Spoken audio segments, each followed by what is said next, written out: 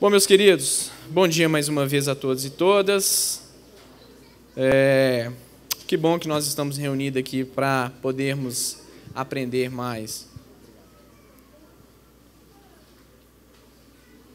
da palavra de Deus. Domingo de carnaval é um problema, né? Agora em Belo Horizonte a cidade está fervendo, a gente encontra alguns por aí.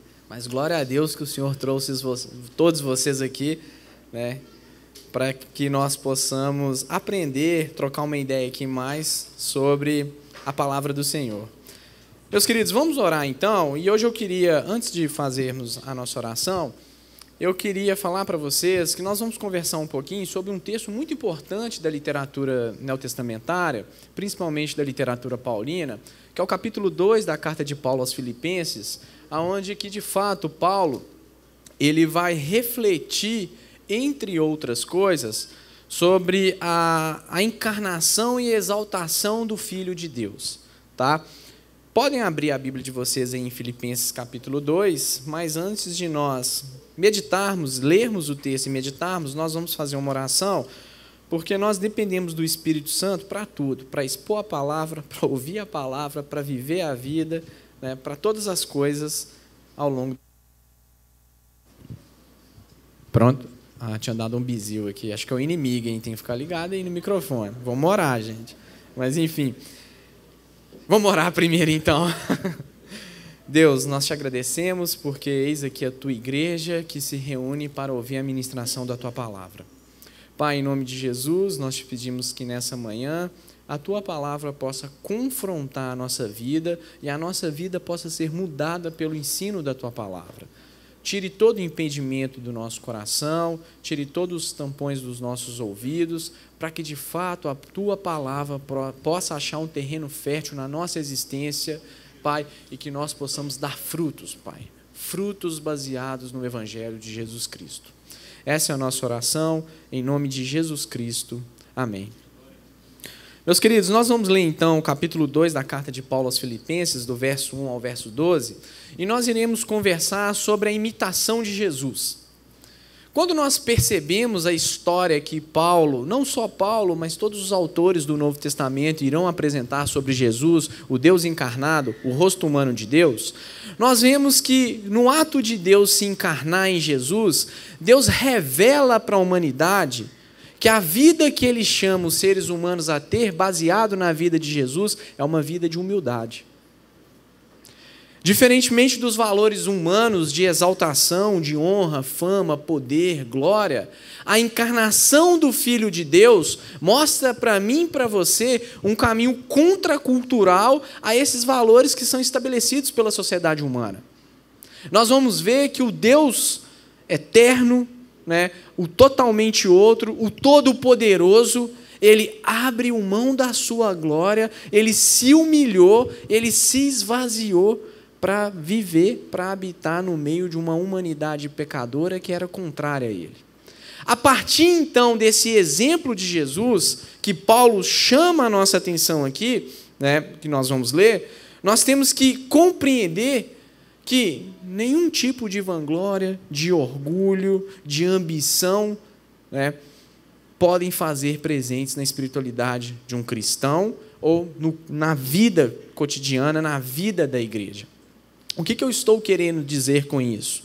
Que a partir desse ensino paulino que nós iremos ler, talvez um dos ensinos mais profundos que nós temos nas reflexões do apóstolo Paulo, né, a humildade, né, a vida baseada no exemplo de Jesus deve ser a vida pela qual nós devemos militar, correr atrás e anunciar.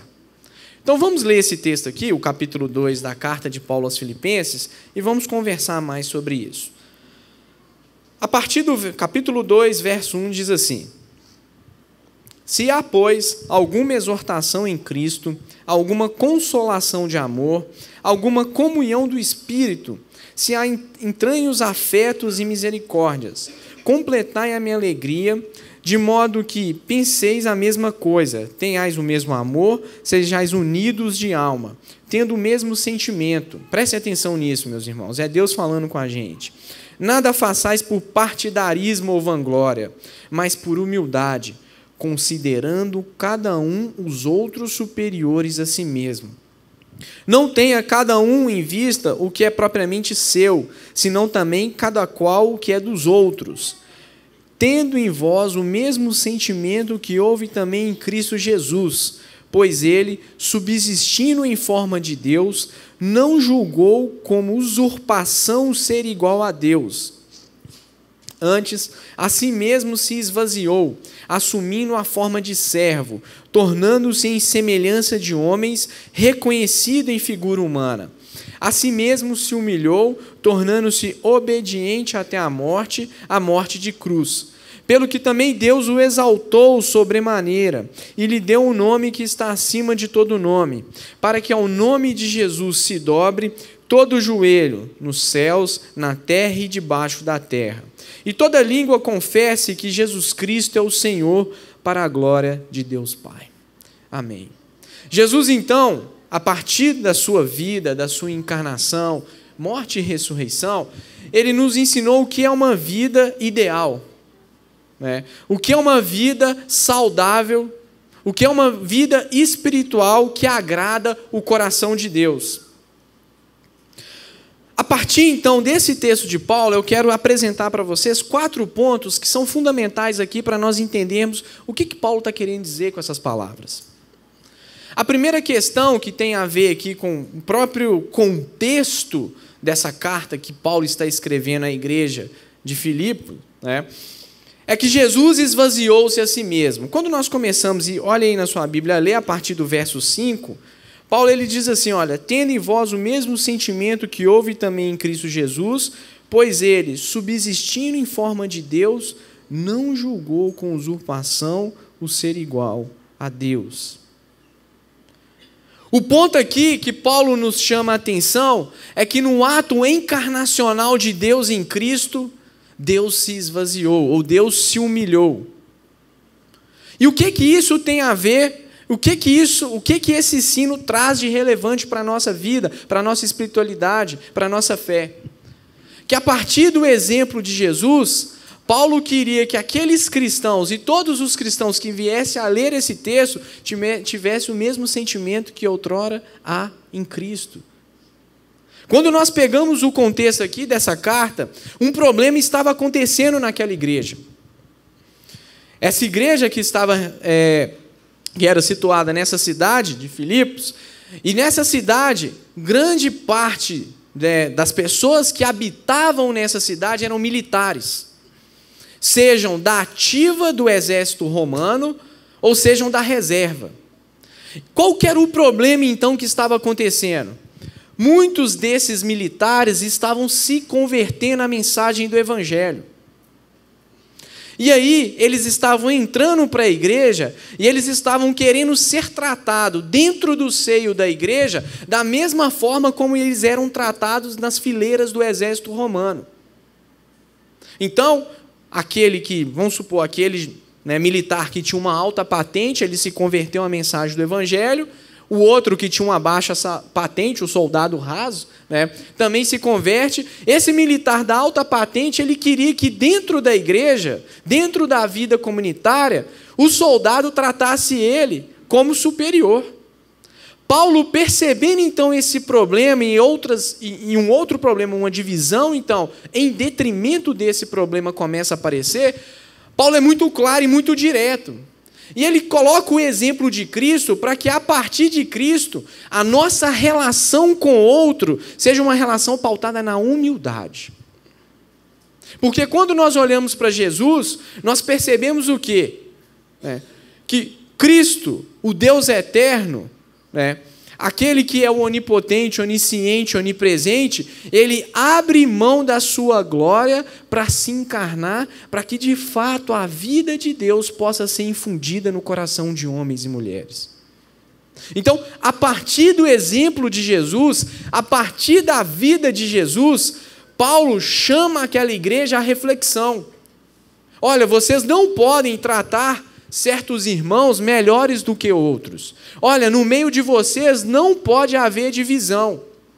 A espiritualidade da qual vocês devem desenvolver é uma espiritualidade outrocentrada. E aí Paulo coloca aqui então para a nossa reflexão o exemplo de Jesus. Esvaziou-se aqui a palavra mesmo que vai estar presente no texto aqui no grego, né, kenosis. Jesus não deixa de ser Deus. Nós não podemos cair nesse erro ao ler esse texto, de achar então, quando o texto está falando que Jesus se esvaziou, né, que Jesus deixou os seus atributos eternos, que ele abre mão dessas questões, e aqui ele era meramente homem. Não. A compreensão histórica que o cristianismo irá desenvolver, que no ato encarnacional de Deus em Jesus, uma dupla natureza estava presente. Jesus era 100% Deus e 100% homem. E ao longo de toda a vida de Jesus, é essa reflexão que o Novo Testamento nos chama a ter sobre a pessoa de Jesus. Em todo momento da vida de Jesus, Jesus realiza todos os atos, fala todas as coisas como Deus e como homem. Paulo aqui então nos chama a atenção de olharmos que Jesus, para salvar a humanidade, abriu mão da sua glória. Pensem comigo. A Trindade, no seu relacionamento eterno de amor do Pai para com o Filho e o Espírito Santo, né, nessa comunhão eterna, num determinado momento, a segunda pessoa da Trindade se encarna, abre mão desse relacionamento perfeito, para quê? Para nos resgatar, para nos dar vida, para nos dar sentido de existência, para perdoar os nossos pecados. Olha como então, a partir desse exemplo de Jesus, Paulo nos chama a reflexão. Não pode haver no meio de vocês divisões. Não pode haver no meio de vocês tratamento diferenciado entre as pessoas. E aqui Paulo está falando para os irmãos e para as irmãs que faziam parte das igrejas primitivas, especificamente essa igreja aqui, né, de Filipe, a igreja de Filipenses. E não é comum, muitas vezes, não é a nossa tendência de queremos tratar, né, determinadas pessoas melhores do que as outras? Seja na vida da igreja, seja fora, né? E Paulo nos chama a reflexão aqui, ele fala, olha, tem em vocês o mesmo sentimento, né, que houve em quem? Em Jesus. Pois ele, no verso 6, subsistindo em forma de Deus, não julgou como usurpação o ser igual a Deus. Jesus se esvaziou. Jesus não apegou a sua glória do seu estado divino. Ao se encarnar, Jesus abre mão da sua glória celestial e se entrega e se gasta no intuito de resgatar a humanidade. É essa a espiritualidade que Paulo nos chama a ter. É a partir do exemplo de Jesus que Paulo nos chama, né, a construirmos as nossas relações por meio desse exemplo. Se gaste para com o outro, se entregue para com o outro da forma como Cristo se entregou. A vida cristã é uma vida marcada, né, pela ideia da relacionalidade. Deus em si é uma relação de amor. O Pai, o Filho, o Espírito Santo. E Deus, quando Ele nos cria, Ele também nos dota com essa característica de sermos seres relacionais. Nós somos chamados por Deus para relacionarmos com Ele, com o nosso próximo e com o mundo criado por Ele. O pecado, ele gera um problema nesse ato relacional do ser humano com o Criador, com o seu semelhante e com o mundo criado por Deus. Mas Paulo aqui nos chama à reflexão e à compreensão de fato que o remédio para essa doença que o pecado gera em nós é entendermos a encarnação de Jesus. Nós só poderemos construir relacionamentos saudáveis de todos os tipos se nós compreendermos de fato a encarnação de Jesus Cristo. Se nós encarnarmos na nossa existência o exemplo de humilhação que Cristo teve, né, ao abrir mão da sua glória, ao se encarnar, ao padecer na mão dos seus inimigos, morrer e ressuscitar. Mas é nessa suposta fragilidade de Deus, da entrega do seu Filho, que Deus manifesta a grandiosidade do seu poder. É isso que os soldados romanos não estavam entendendo quando Jesus estava lá na cruz, né, prestes a desfalecer, né, e eles zombando de Jesus, falando, né, olha, salvou vários, mas não é capaz de salvar a si mesmo. Naquele momento que a suposta fragilidade de Deus estava sendo manifestada na história, o poder redentivo de Deus estava resgatando a história. Entendam isso. Deus nos chama a ter uma vida de humildade, de reconhecer que o outro é um ser também criado à imagem e semelhança de Deus. Isso faz parte da vida cristã, principalmente no relacionamento comunitário. Essa igreja aqui estava tendo um problema. Quando nós vamos ver o Novo Testamento, não é só essa igreja aqui que vai ter um problema de divisão, de partidarismo.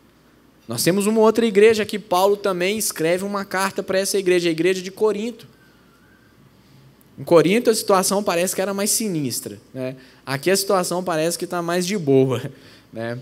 Mas nós vamos ver de fato que muitas vezes a tendência do nosso coração é segregar, é tratar uns melhores do que os outros. Só que o Evangelho nos chama a mudarmos essa compreensão. Paulo está falando, olha, imitem a Jesus, olhem para Jesus, deixe que Jesus balize a relação interpessoal que vocês terão com o outro, com seu irmão, com seu semelhante. Nós temos que copiar a atitude de Jesus de nos esvaziarmos, de nos entregarmos, né, de nos humilharmos. Esse hino aqui, isso aqui é um hino, tá, meus irmãos, que as primeiras comunidades cristãs cantavam, e Paulo pega esse hino e dá um toque teológico aqui nesse hino, né? Ele descreve algo belo para a gente. Ele descreve aquilo que nós vamos chamar na teologia, né, aquilo que nós escrevemos, o estágio da humilhação de Jesus. Nós estamos vendo aqui que, no ato de Deus se encarnar em Jesus, Cristo vem como servo, não na figura de um rei poderoso, como a tradição rabínica achava que o Messias iria vir, iria libertar fisicamente a nação de Israel da dominação dos romanos. Essa era a crença que mais permeava o imaginário do judaísmo ou dos partidos políticos e religiosos do judaísmo do primeiro século. Nós precisamos entender isso. É algo que eu já falei, se no decorrer da história da humanidade o homem sempre está querendo ser Deus, num determinado momento Deus quis ser homem. O caminho foi o contrário. E Deus mostra isso através da humilhação do seu Filho, Jesus Cristo. Guardem isso nos seus corações e no meu coração também. A vida cristã é uma vida pautada na humildade, no reconhecimento que os méritos são de Jesus, no reconhecimento que nós, sem a intervenção do Espírito, não somos nada, no reconhecimento de que, a partir desse ato de entrega de Deus, nós somos resgatados pelo próprio Deus. E não é exatamente isso que Paulo vai fazer? Numa outra carta, Paulo vai falar que ele o quê? Que por causa do Evangelho ele se desgastou, ele se entregou. Não é exatamente isso que muitos irmãos e irmãs na história da igreja vão fazer, né, em amor ao Evangelho de Jesus Cristo? Vão se esvaziar e se entregar para cumprir a palavra de Deus? Para anunciar o reino de Deus? Então, no nosso meio, nós não podemos tratar um melhor do que o outro. A graça de Deus nivela todo mundo por baixo.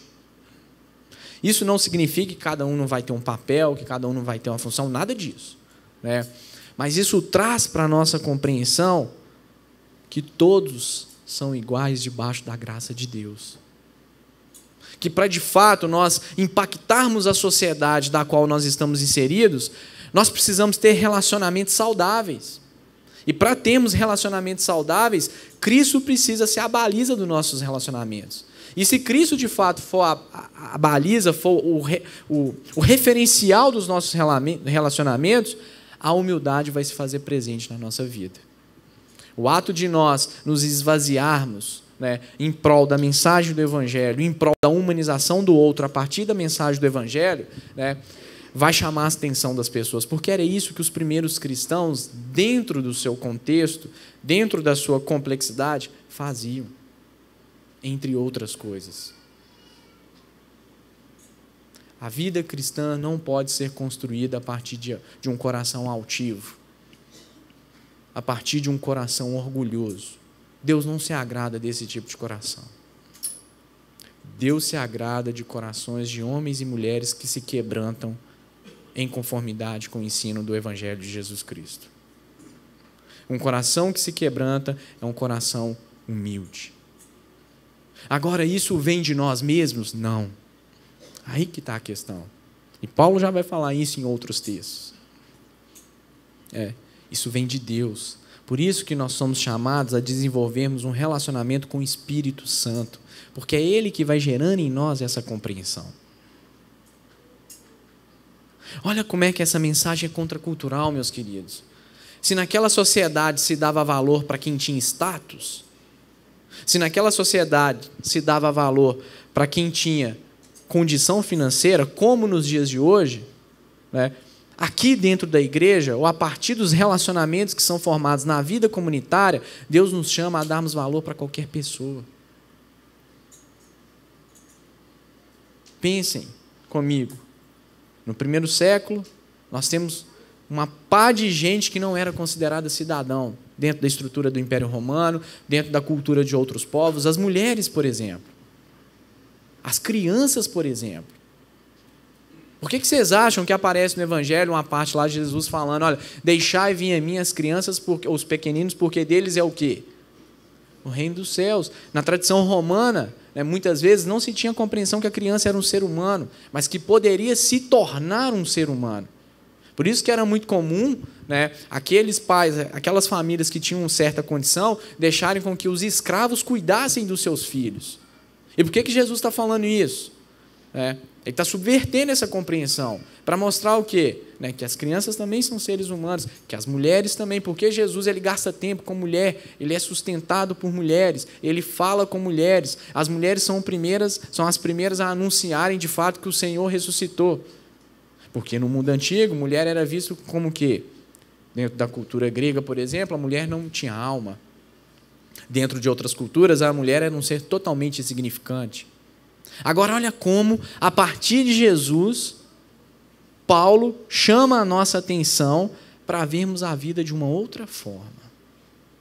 Para construirmos os nossos relacionamentos de uma outra forma. E qual forma é essa? A forma de Jesus Cristo. O ensino de Jesus Cristo. A vida de Jesus Cristo. Esse é o ponto, meus irmãos e minhas irmãs. O amor de Cristo nos coloca, para que de fato nós possamos ser, guardado aí o contexto de cada um, resposta de Deus para a vida do outro. Isso é fundamental para a nossa compreensão sobre como devem ser os relacionamentos que o Novo Testamento nos chama a ter.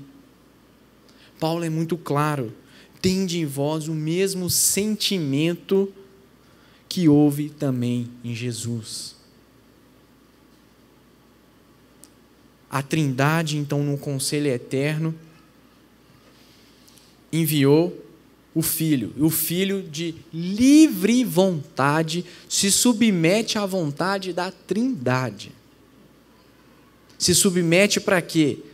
Para que eu e você possamos ter vida, possamos ter beleza, possamos ter o brilho dos nossos olhos resgatado pelo amor do Evangelho. Guarde isso no seu coração. Entenda isso.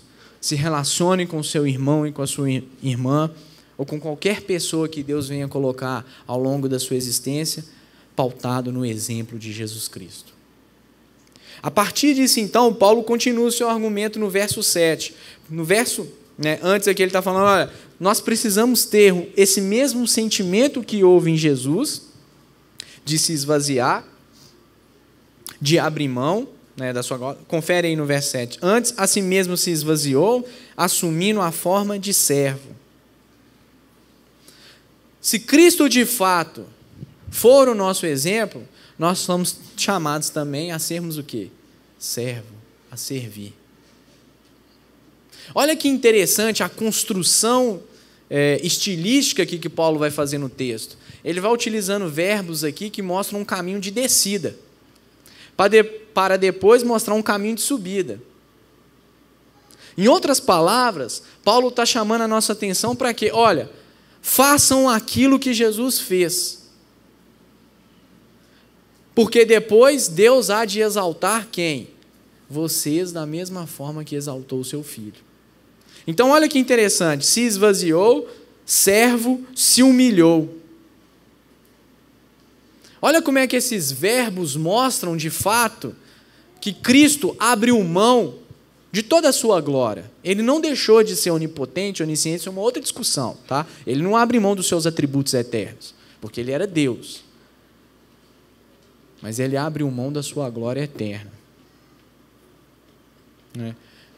Cristo se tornou um servo, e como servo foi obediente à vontade da Trindade, para que nós pudéssemos estar aqui hoje reunidos, né, em prol da sua palavra.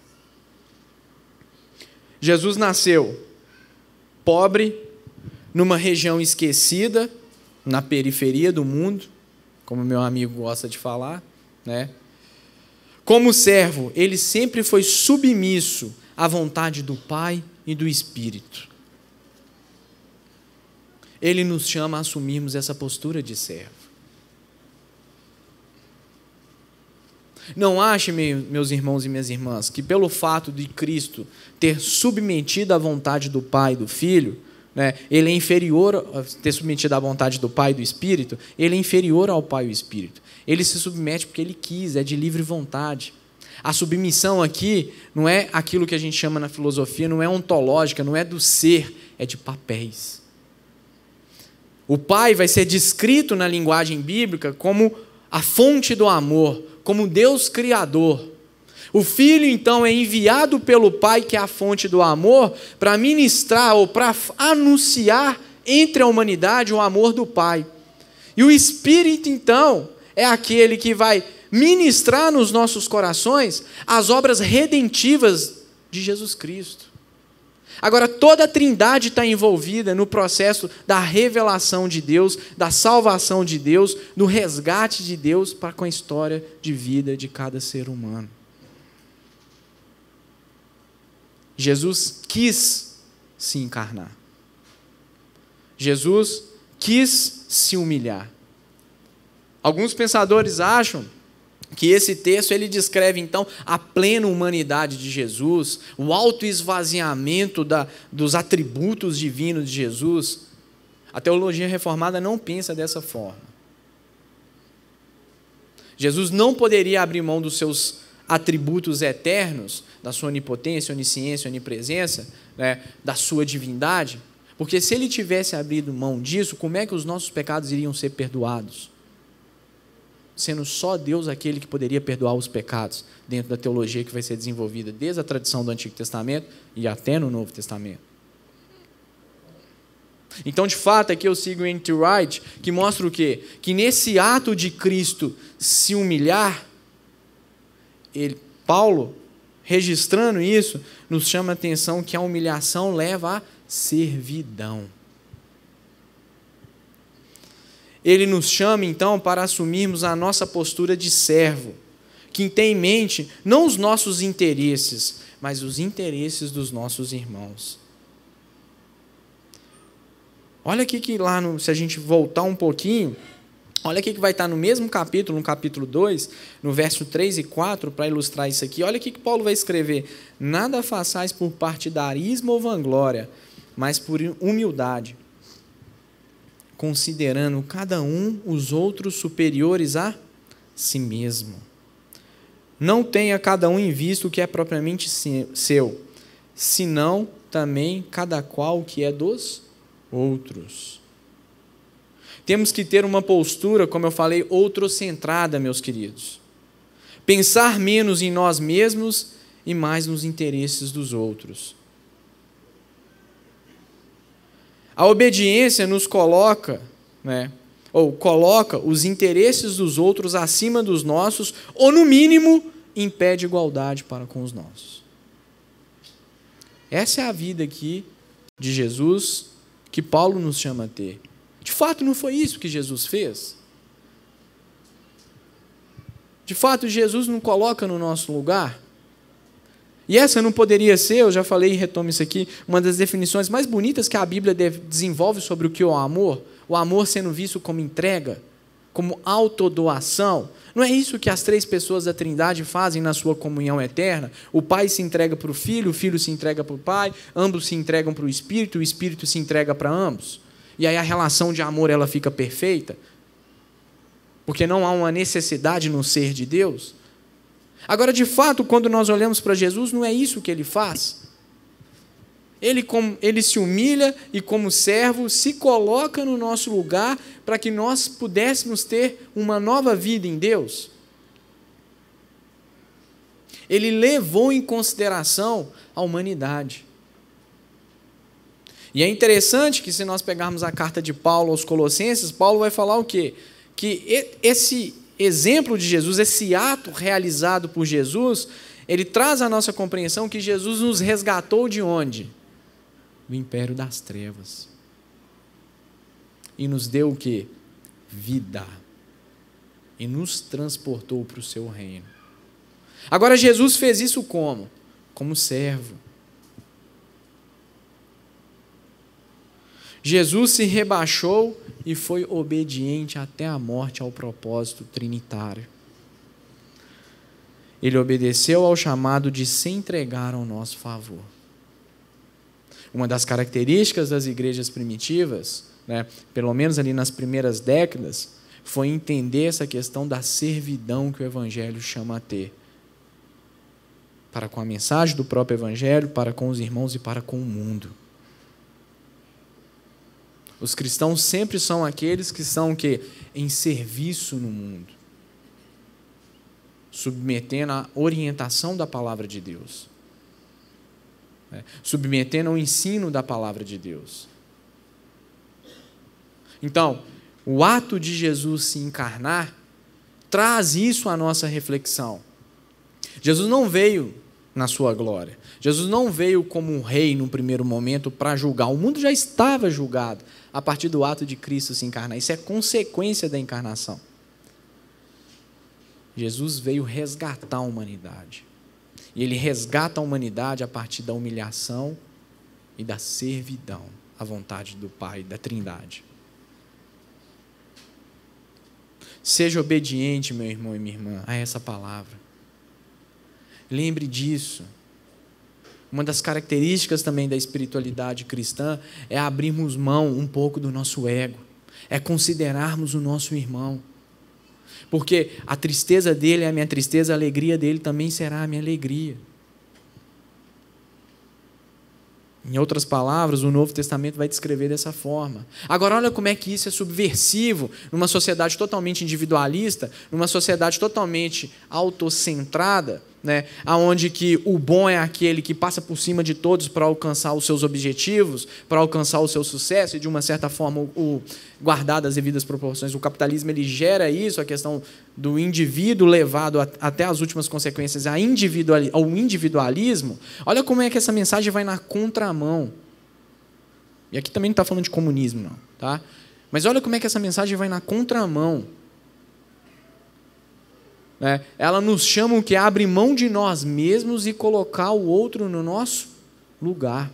E é interessante que isso tem tudo a ver com o texto que nós lemos aqui na abertura do culto. Olha, Jesus falando que o buraco comigo é mais embaixo. Orem para os seus inimigos, amem os seus inimigos, orem por aqueles que aborreçam vocês. Tem tudo a ver com isso aqui. Jesus poderia ter vindo e ter destruído o mundo inteiro. Poder para isso ele tinha, ele tem, mas ele não fez isso. O poder dele foi sendo manifestado no amor dele, na auto-humilhação dele, no ato dele se esvaziar, para que, de fato, o poder de Deus pudesse entrar nos nossos corações e nos restaurar e nos resgatar da condição de sermos alienados de Deus, na condição de sermos rebeldes diante de Deus. Então, esses são os valores que Paulo nos chama a ter. São esses valores que devem estar presentes na nossa vida cristã, na nossa espiritualidade. Da mesma forma que Jesus foi servo, seja servo. E Paulo continua então, se nós pegarmos a partir do verso 7, 8, está assim, repetindo. Antes, a si mesmo se esvaziou, assumindo a forma de servo, tornando-se em semelhança de homens, reconhecido em figura humana. A si mesmo se humilhou, tornando-se obediente até a morte e morte de cruz. Olha como é que o verso 9 vai descrever. Pelo que também Deus o exaltou sobremaneira e lhe deu um nome que está acima de todo nome. O que isso aqui mostra para nós? Que Jesus ele esperou a intervenção do Pai e do Espírito. Ele se humilha, ele é servo e espera a intervenção de Deus. Olha como é que a partir disso aqui, então, se nós estamos vendo aqui até então verbos que estão descrevendo um autoesvaziamento de Jesus, a humilhação de Jesus, olha como é que o texto ele vai mudando estilisticamente para mostrar o quê? Que nesse caminho de descida, agora vai ter um caminho de subida. Olha como é que isso aqui tem a ver com a história que vai ser descrita de Jesus no Evangelho de Marcos, por exemplo. A partir do capítulo 8 do Evangelho de Marcos, Jesus ele está subindo para onde? Para Jerusalém. Aquilo vai ser descrito como o caminho do discipulado cristão. Não sou eu que falo isso, não. Foram os pais da igreja que falaram isso. Né? Por quê? É o caminho que Jesus vai sofrer. É o caminho que Jesus vai abrir mão. Que o texto vai demonstrar, entre outras coisas, que a encarnação já demonstra isso, que Jesus abriu mão da sua glória para sofrer. É o caminho do discipulado, do autoesvaziamento, até Jesus chegar em Jerusalém, padecer na mão dos seus inimigos, ser morto e ressuscitar ao terceiro dia. E a ressurreição traz para nós a compreensão da intervenção de Deus na história. Então Jesus foi totalmente dependente à vontade do Pai e à vontade do Espírito. E é por causa dessas questões, entre outras, que o texto vai descrever o quê? A exaltação do Filho de Deus.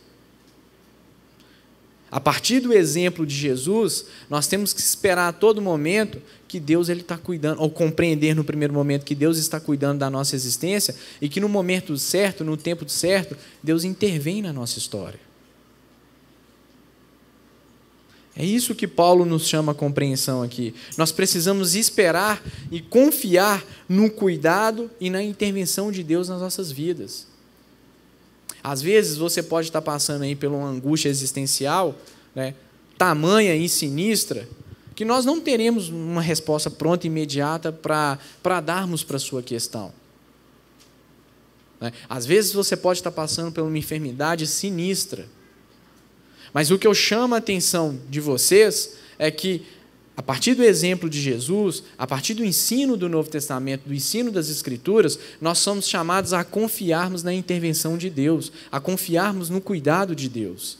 E aqui eu não estou querendo menosprezar a dor de ninguém, porque nós somos seres humanos, eu também sou, eu sei que a existência é complicada, né? Que os dilemas que a vida coloca muitas vezes para a nossa vida, a dor é sinistra, tá? Mas a Bíblia nos chama o quê? A agarrarmos nessa mensagem, a confiarmos nessa mensagem. O cristão é aquele que, em última instância, confia que o sentido último da sua existência não está nele mesmo, mas está no Evangelho de Jesus Cristo, está no próprio Jesus Cristo. Então ele sabe que, ao passar por essa jornada aqui nessa terra, nesse mundo, muitas pedras irão aparecer no seu caminho, mas ele confia no auxílio e na intervenção de Deus na sua própria história. Nós cremos num Deus que intervém. Olha para a vida de Jesus. A todo momento, a Trindade estava ali, o Pai e o Espírito Santo estavam ali com o Filho. Cristo padeceu, mas ao terceiro dia ressuscitou e foi exaltado. Foi glorificado. Olha como é que agora mostra o quê? Aquilo que a gente chama o segundo estágio cristológico, o estágio da exaltação do Filho de Deus. E guardadas as devidas proporções, é isso que vai acontecer com a igreja. Quando o Senhor voltar, E nós acreditamos nisso. Por que eu estou falando isso? Porque tem muitos irmãos e irmãs hoje que não acreditam nisso, mas nós acreditamos nisso. Quando o Senhor voltar, de fato, Ele vai voltar para resgatar quem? A sua igreja. E o ato de Deus resgatar a sua igreja é o próprio ato de Deus em Cristo exaltar a sua igreja, que foi fiel à sua palavra, por meio, né, do auxílio do Espírito Santo. Obedeça ao ensino do Evangelho. Confie no cuidado de Deus para com a sua vida. Não abra mão disso, meus irmãos. Senão você vai cair num vazio existencial sinistro, que você mesmo não vai dar conta dele. E não há remédio que resolva, não há conversa que resolva, não há atendimento clínico, não que isso não seja bom, mas que em última instância não vai trazer a resposta última para a sua existência, como o Evangelho se propõe a trazer. Confie naquilo que Davi falou: o Senhor é meu pastor. Mesmo se eu estiver atravessando o vale da morte, eu sei que o Senhor está comigo. E eu não estou falando isso de boca para fora. A gente sabe que quando o mal nos assola, nos assalta, a nossa vida fica complicada. Mas se nós olharmos para a vida de Jó, a lição que o livro de Jó tem a nos ensinar, entre outras coisas, é que Deus estava ali com Jó. Claro, tem um contexto ali de uma teologia da retribuição, que é como se, se eu fizer tudo certinho, Deus vai me abençoar. O livro está quebrando isso, porque Jó fez tudo certo, e a gente vê na história que um tanto de coisa acontece com a vida dele. Mas um dos ensinamentos, além desse que o livro de Jó nos ensina, é que mesmo no sofrimento, Deus está conduzindo as nossas vidas. Em todos os momentos, Deus está conduzindo a nossa existência. A vida de Jesus foi conduzida pelo Pai, pelo próprio Cristo e pelo Espírito, e a vida dos filhos de Deus em Jesus são conduzidas pelo próprio Deus. Um dos critérios que a literatura dos Salmos apresenta para a nossa compreensão é a fidelidade e o cuidado de Deus para com seus filhos. Então, nos nossos relacionamentos, na nossa vida cristã, nós temos que esperar o quê? A intervenção de Deus, o cuidado de Deus. Nós temos que confiar em Deus. E a última coisa, então, que Paulo nos chama a refletir, é que a partir disso, então, a partir desse exemplo que Jesus deixou de se humilhar, de se esvaziar, de ser obediente à vontade da Trindade, de esperar o momento certo da intervenção do próprio Pai e do próprio Espírito Santo, é que Deus foi glorificado nesse ato de auto se esvaziar, de humilhar em Jesus Cristo. Deus foi glorificado. Olha o que o texto vai dizer a partir do verso 10. Verso 9 diz assim: pelo que também Deus o exaltou sobremaneira e lhe deu um nome que está acima de todo nome, para que ao nome de Jesus se dobre todo o joelho nos céus e na terra e debaixo da terra, e toda língua confesse que Jesus Cristo é o Senhor, para a glória de Deus Pai. Os membros da Trindade são tão unidos que o próprio ato de adorar um glorifica o outro. Jesus trabalhou e trabalha para glorificar o seu Pai. E a missão da igreja no mundo é glorificar a Deus. Por N questões.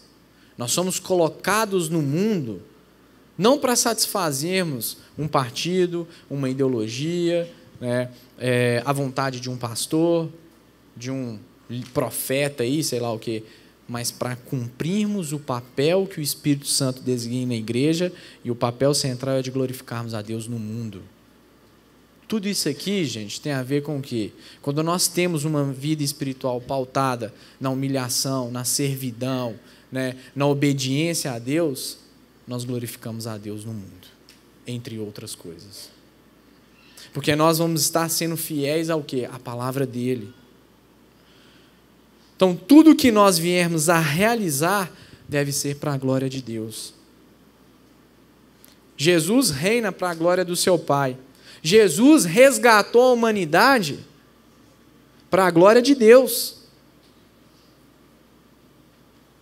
Jesus resgatou o mundo para a glória da Trindade.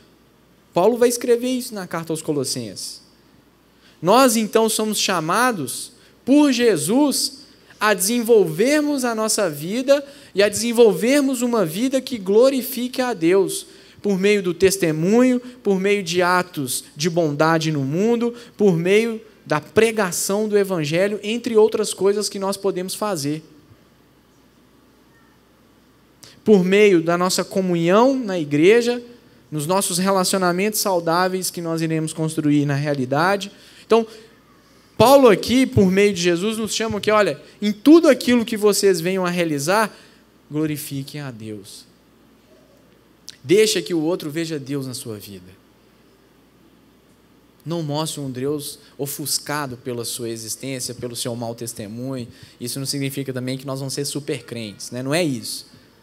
Mas que, de fato, Cristo possa ser aquele que direciona a nossa existência, que direciona a nossa vida, né? Possa ser aquele que traga as palavras eternas para a fome eterna que nós temos de Deus, e que nós possamos anunciar isso no mundo, e que nós possamos falar isso aonde quer que nós estivermos. Então, a partir do exemplo de Jesus, Paulo chama aquela igreja a acabar com a divisão, a acabar com os partidarismos, e Paulo chama a nossa atenção também. A partir desse ensino, sejam pessoas diferentes. Sejam pessoas que, por causa do Evangelho, né, se esvaziem, se entreguem para a mensagem do Evangelho, e por causa dessa mensagem para o outro, não é isso? Ame a Deus acima de todas as coisas e ame o seu próximo como a ti mesmo. Em tudo que você venha realizar, glorifique a Deus por isso. Anuncie a Deus em todos os momentos da sua existência, né? Peça para que o Espírito Santo de Deus te dê sabedoria para que você, de fato, possa testemunhar essa mensagem aonde você estiver. Nós fizemos aqui, há uns meses atrás, a exposição até uma parte do livro de Atos. E nós vimos que, né, a característica ali, uma das coisas que marcava aquelas igrejas primitivas ali, era o testemunho do Evangelho. Era um anúncio público que, de fato, eles criam que Jesus era o Messias, era o Deus que morreu e ressuscitou para que eles e nós pudéssemos ter vida. E essa mensagem mudou o mundo. Pensem, né? Se num primeiro momento Jesus chama pessoas, né, que não tinham nenhum status naquela sociedade, os seus discípulos, faz daqueles homens grandes líderes, né? Esses homens, então, dão sequência à mensagem de Jesus. No primeiro momento, o cristianismo vai ser visto como uma seita dentro do judaísmo. Posteriormente, o cristianismo se espalha dentro das estruturas do Império Romano, a tal ponto de modificar por completo essas estruturas que, séculos depois, o cristianismo vai ser oficializado como a religião do Império. Isso tem coisa positiva e coisa negativa, mas eu não vou entrar nisso não. Estou querendo mostrar para vocês como é que esses homens pagaram a vida, entregaram a sua vida, se gastaram para anunciar essa mensagem, para ter esse exemplo que Jesus teve. E olha como é que o mundo foi impactado por isso. O mundo nunca mais foi o mesmo a partir de Jesus Cristo e da igreja fundada por Jesus Cristo. Por isso que é um problema tirar da cultura ocidental, e o Ocidente é formado por isso, os vestígios do cristianismo. Porque o que não existia aqui antes do cristianismo era o quê? Paganismo. Então, confie nessa mensagem, se lance nessa mensagem, né? Que o seu coração possa estar aberto para que, de fato, o Espírito Santo possa agir na sua vida e transformar a sua espiritualidade, tendo como exemplo o autoesvaziamento de Jesus Cristo, tendo como exemplo a humilhação de Jesus Cristo. Vamos orar? Senhor, nós reconhecemos, Pai, que muitas vezes, ou na maioria das vezes, nós estamos longe, bem aquém do ensino de Jesus Cristo, Pai. Nós te pedimos, Senhor, perdão, Pai. Nós te pedimos também, Senhor, que o Teu Espírito possa nos conduzir cada vez mais àquilo que o Evangelho nos chama a ser a forma como o Evangelho nos chama a vivermos a Tua palavra. Te pedimos, Pai, enquanto igreja que se reúne aqui nesta manhã, que essa mensagem possa ser de fato ministrada aos nossos corações. Que de fato nós possamos construir uma vida baseada na humildade de Jesus, no autoesvaziamento de Jesus, né?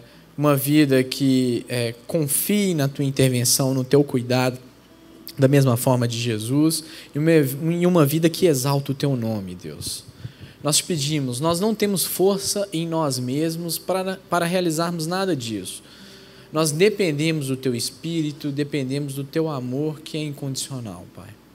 Ajude-nos, Senhor, enquanto o Teu povo que se reúne aqui nesta manhã, a vivermos cada vez mais a mensagem do Evangelho. Essa é a nossa oração em nome de Jesus. Amém. Amém.